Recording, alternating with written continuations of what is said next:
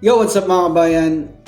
Ayan, dumating na po yung Gcash Visa card ko. Kaso, nakabalik na po ako sa Saudi Arabia. Nalate din po kasi yung order ko eh. Ayan, sa mga kabayan na nasa abroad, pwede po kayong umorder kahit habang nasa abroad pa kayo para pagdating nyo sa Pinas, ando na po yung card nyo. I-address nyo lang doon sa recipient yung sa family nyo, yung address ng bahay nyo. May bayad po siya na 250 kasama na doon yung delivery fee. Tapos, ayan, sa mga nagtatanong, pwede po siya magamit international yung visa. May video po ako dati, nagamit ko po siya dito. Tapos, i-activate na rin po natin mga kabayan at gagamitin na rin natin dito sa Bacala para sa mga nagtatanong. Okay, simulan na po natin. Buksan nyo lang po yung Gcash app nyo. Login lang kayo. Ayan, dapat at least may 250 pesos po yung account nyo. Dito sa baba sa taskbar, punta kayo sa profile. So may link accounts. Pwede rin dyan at pwede rin dito sa dashboard na mismo. Balik tayo sa home. Andito na pa yan. Ayan. Ito, cards. Scroll nyo lang yan. Ayan, nasa baba. Order a card. Click nyo.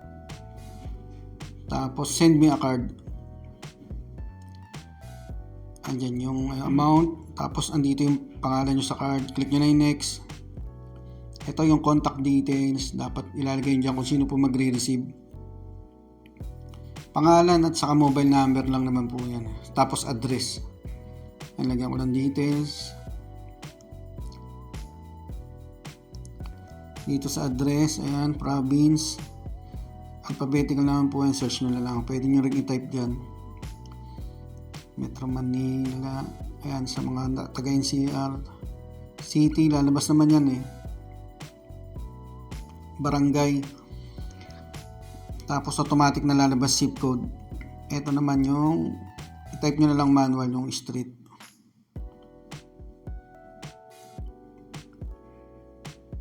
Tapos landmark.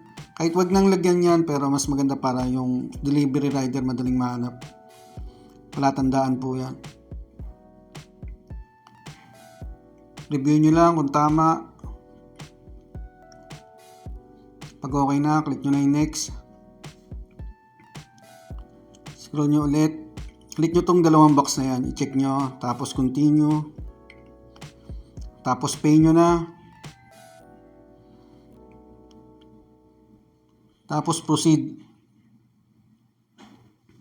Ayan, order successful na. Nakalagay po dyan. NCR 10 to 10 business days. Tapos pagka sa probinsya 14 days. Estimated lang naman po yan eh. Pwedeng mapaaga or pwedeng malate. Balik tayo dito sa, ayan, makikita rin sa transaction yan yung binayad nyo. Ayan, payment to Gcash card. Balik tayo sa home. I-activate na po natin siya. Yan, dito ko na in-activate, na Saudi na ako. Balik kayo sa Gcash nyo. Tapos dito sa profile. Tapos may link accounts. Ililink na po natin siya at saka activate. Ayan, sa taas Gcash card. Ayan, sa baba naman link my card. Tapos click nyo yung OK. Magsisend ng OTP ang Gcash sa number nyo. Enter nyo lang dyan, tapos submit.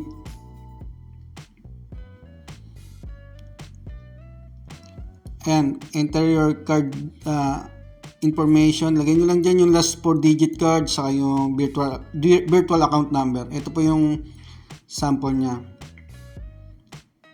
Ayan yung card number sa dulo, tapos ito yung virtual account number. Siguraduhin nyo lang po tama mga kabayan. Nasa likod po yung details. Lagyan ko lang ng details.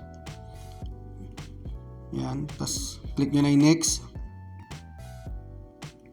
Ayan. Your Gcash card is now linked. Sunod naman maglalagay na tayo ng PIN number. 6 digits po yan. Andyan naman instruction. Lagyan nyo lang at tandaan. Lagyan ko lang ng PIN number.